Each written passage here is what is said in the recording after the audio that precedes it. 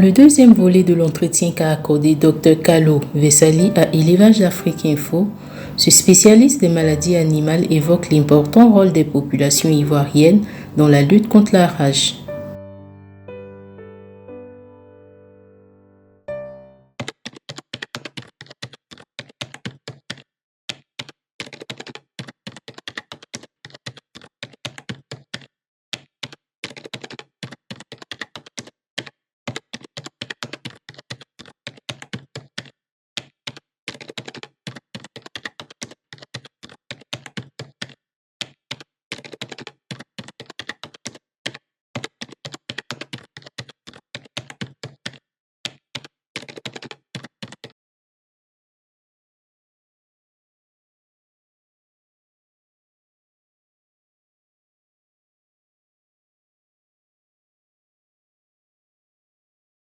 En fait, c'est un accroissement apparent.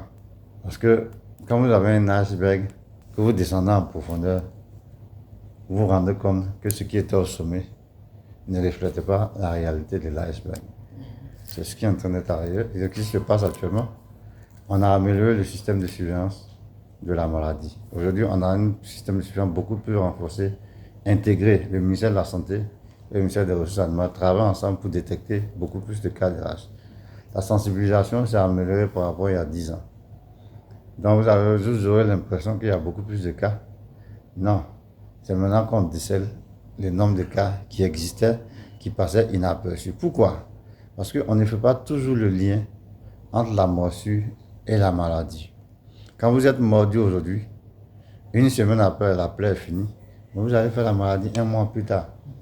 Donc vous n'allez pas faire le lien que vous avez été mordu il y a un mois par un chien dans la rue et vous êtes en train de faire une crise nerveuse. On dit, oh, le gars est devenu fou. Dans certains villes, on l'attache même, on le met quelque part et puis 3, 4 ou 5 jours plus tard, il meurt. On dit non, il est mort. Il est devenu fou, il est mort. Il y a d'autres mots qu'on a accusés d'aller faire. J'ai vu une image virale qui était sur le net. Je ne sais pas dans quel pays. Le jeune aboyait comme un chien. On dit non, il allait faire entre guillemets zamou. Et donc, c'est l'effet secondaire. Voilà, il est devenu chien. Non, alors que le gars est en train de faire sa crise de rage.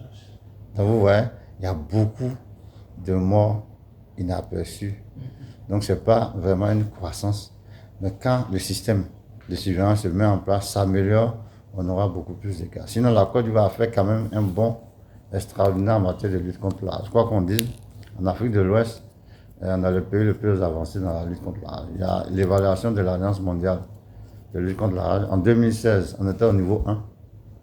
Mais aujourd'hui, nous sommes au niveau 3, c'est une échelle de 5.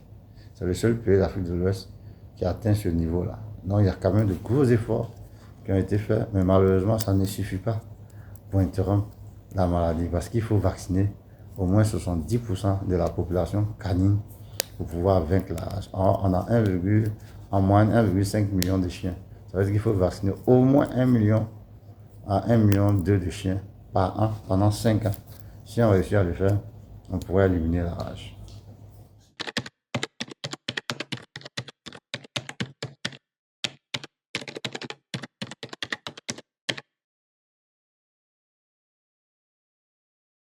Oui, en effet, dans l'imagerie populaire, ce n'est pas trop faux.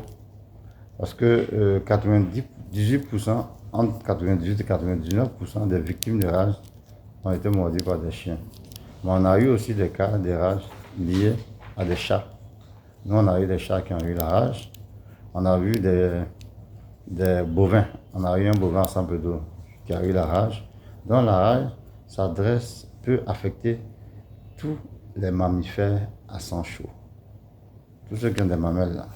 La rage peut les affecter. L'homme, les ruminants, et les gens qui ont des mangousses, il faut les vacciner. Les gens qui ont des singes, il faut les vacciner. C'est des animaux qui mordent, qui griffent. Le mangousse peut même jouer avec ses dents, vous mordiez les pieds, etc. Quand vous avez un mangousse à la maison, son jeu favori, c'est ça. S'il a été gratté par un chien, parce que le chien va voir ton mangousse, ils vont se bagarrer, il peut lui inoculer le virus. Et malheureusement, vous ne savez pas qu'il y a une bagarre dehors et finalement, vous avez contracté la maladie. Donc, tous nos animaux de compagnie, on doit les vacciner contre la rage. J'ai dit les animaux de compagnie. chiens, chats, singes, mangousses, même chevaux. Parce que le cheval, les chiens ont tendance à aboyer sur le cheval, même les modes. Il faut vacciner vos chevaux contre la rage.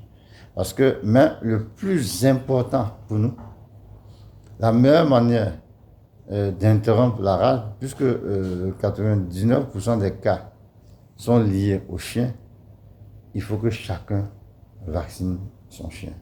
Si tous les chiens sont vaccinés, on ne parle plus de rage.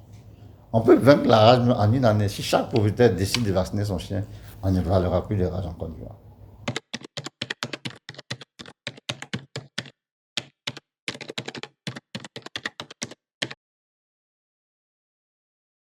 En fait, les gens ont hérité depuis les villages la méthode d'utilisation des animaux de compagnie.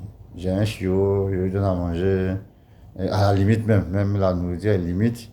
Les chiens se cherchent dans le quartier pour aller manger au dehors, et puis ils reviennent le soir. Malheureusement, les soins de santé pour cet animal-là ne sont pas pris en compte. Aujourd'hui, c'est pour ça qu'on demande aux populations, le minimum qu'on leur demande, c'est de vacciner leurs chiens contre la rage. Le minimum qu'on leur demande, c'est de donner à manger aux chiens. Parce qu'un chien qui mange ne sort pas beaucoup. Quand il sort juste, c'est pour venir. Le minimum qu'on leur demande, un chien bien nourri, un chien bien vacciné, est une protection pour la famille, mais aussi pour la communauté. Parce qu'un chien enragé, on a eu ensemble le seul chien enragé a mordu 19 personnes dans le village, à Gabiagui.